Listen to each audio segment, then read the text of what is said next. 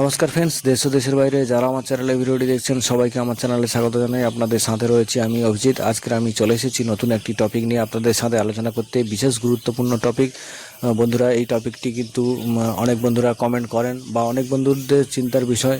এটি শেষ অবধি অবশ্যই ভিডিওটি দেখবেন, অবশ্যই টিপসটি নিয়ে কাজে লাগবেন।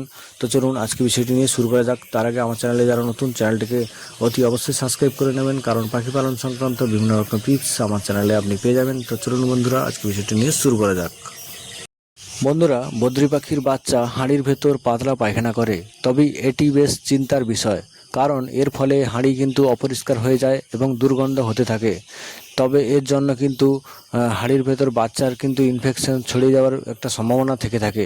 তো এর কিন্তু বিভিন্ন রকম সলিউশন রয়েছে বন্ধুরা, সেটি নিয়ে একে একে করে আলোচনা করব। সবার প্রথম হলো, 1 নম্বর হলো পরিষ্কার পরিচ্ছন্নতা। সবথেকে জরুরি পরিষ্কার করা। হাঁড়ির ভেতর ভিজে যাওয়া কাঠের গুঁড়ো বা নেস্টিং ম্যাটেরিয়াল সঙ্গে সঙ্গে চেঞ্জ করে ফেলুন। তারপরে হাঁড়ি যদি বেশি ভিজে যায় তাহলে হাঁড়িটিকে পরিষ্কার হাঁড়ি লাগিয়ে দিন চেঞ্জ করে, না হলে কিন্তু বাচ্চার গায়ে ইনফেকশন ছড়াতে পারে। আর হাঁড়ি ভিজে গেলে কিন্তু যে পাতলা পায়খানাটা করে তার রস কিন্তু টানতে পারে না। আপনি যদি শুকনো হাঁড়ি দেন তাহলে কিন্তু এই রসটি টেনে নেবে আর হাঁড়িটি শুকনো হয়ে থাকবে।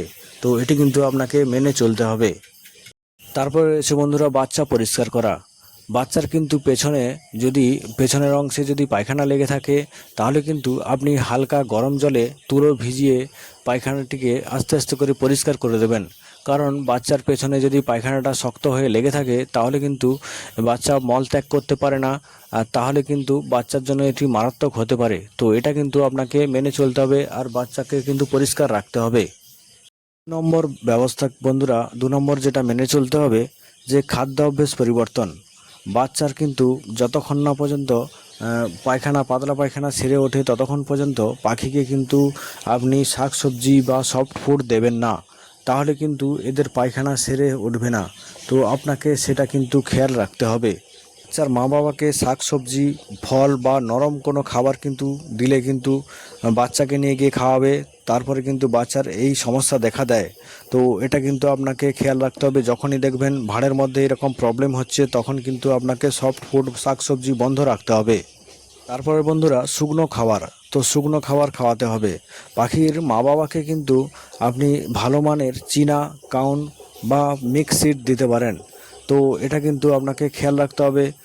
শুকনো খাবারটা তখন দিতে হবে ভালো মানের, কিন্তু দিলে খুবই ভালো হয়, তখন কিন্তু পেটটা ভালো থাকবে। ভালো মানের খাবার সিড মিক্সগুলো একদম চেক করে রাখবেন যাতে ভালো পরিষ্কার থাকে যেন। তো সেই ধরনের খাবার কিন্তু তখন খাওয়াতে হবে। 3 নম্বর হলো পানীয় জল ও ওষুধ। ইলেকট্রোলাইট জল। বাচ্চার মা বাবাকে কিন্তু পানির পাত্রে বা জলের পাত্রে আপনাকে এই ইলেকট্রোলাইট জল মিশিয়ে দিতে হবে। ইলেকট্রোলাইট মিশিয়ে যে পাওয়া যায় বাচ্চার জন্য, তো সেই ইলেকট্রোলাইট মিশিয়ে কিন্তু জল দিলে পাখির বাচ্চার পায়খানা করার পরে পানি শূন্যতা বা জল শূন্যতা হয়ে যায় শরীরে। তারপর ডিহাইড্রেশন যাতে না হয় তার জন্য কিন্তু আপনাকে ইলেকট্রোলাইট জলটাও ব্যবহার করতে হবে। তো এটা কিন্তু আপনাকে খেয়াল রাখতে হবে। বন্ধুরা, প্রোবায়োটিক ব্যবহার করতে হবে। এভিয়ান প্রোবায়োটিক, ভালো মানের এভিয়ান প্রোবায়োটিক বাচ্চার খাঁচাতে, যেটা হচ্ছে বাচ্চার মা বাবা আছে সেই খাঁচাতে দিলে তখন কিন্তু বাচ্চার মা বাবা বাচ্চাকে খাওয়াবে, যেটা বাচ্চার হজম শক্তি ফিরে পেতে সাহায্য করবে।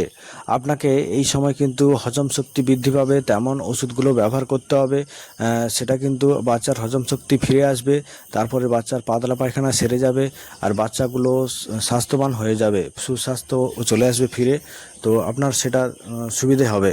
বন্ধুরা, তারপরে রয়েছে চিকিৎসা। তো বাচ্চার এই পায়খানা যদি দুর্গন্ধযুক্ত এবং সবুজ রঙের হয় তাহলে কিন্তু আপনাকে কিন্তু অ্যান্টিবায়োটিক ব্যবহার করতে হবে। আপনি একটা সুদক্ষ চিকিৎসকের পরামর্শ নিয়ে ভেটেরিনারি ওষুধ খাওয়াবেন, যেটা হচ্ছে অ্যান্টিবায়োটিক দেবেন, ভালো মানের অ্যান্টিবায়োটিক ব্যবহার করবেন।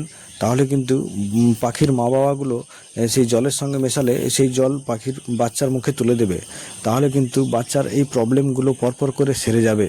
তো এটা কিন্তু আপনাকে ব্যবস্থা নিতে হবে।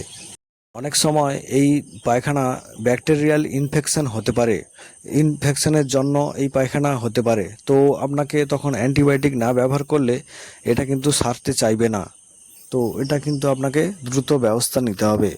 এনোফ্লক্সিন, এটি কিন্তু একটি অ্যান্টিবায়োটিকের নাম, যেটা আমার সাজেস্ট করা। তো আপনি কিন্তু ডাক্তারের পরামর্শ অনুযায়ী ব্যবহার করতে পারেন, অথবা আমার এই সাজেস্ট করা ওষুধটি ব্যবহার করতে পারেন। তো এটা কিন্তু ভালো কাজ করে।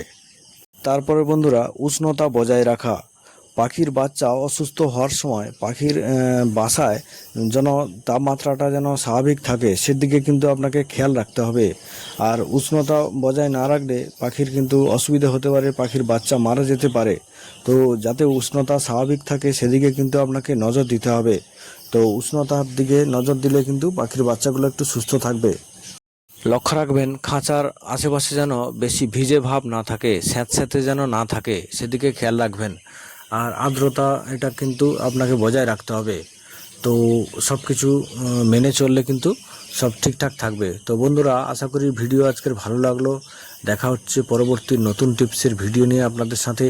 আমার ভিডিওটিকে অতি অবশ্যই লাইক করবেন, চ্যানেলটিকে অতি অবশ্যই সাবস্ক্রাইব করবেন। যে সমস্ত বন্ধুদের অনেক রকম বিষয় জানার আছে অবশ্যই আমাকে ভিডিওতে কমেন্ট করবেন। এই ফোন নাম্বার যে দেওয়া আছে, এই ফোন নাম্বারে শুধু বাচ্চা অর্ডার করার জন্য আপনারা সাজেশন চাইলে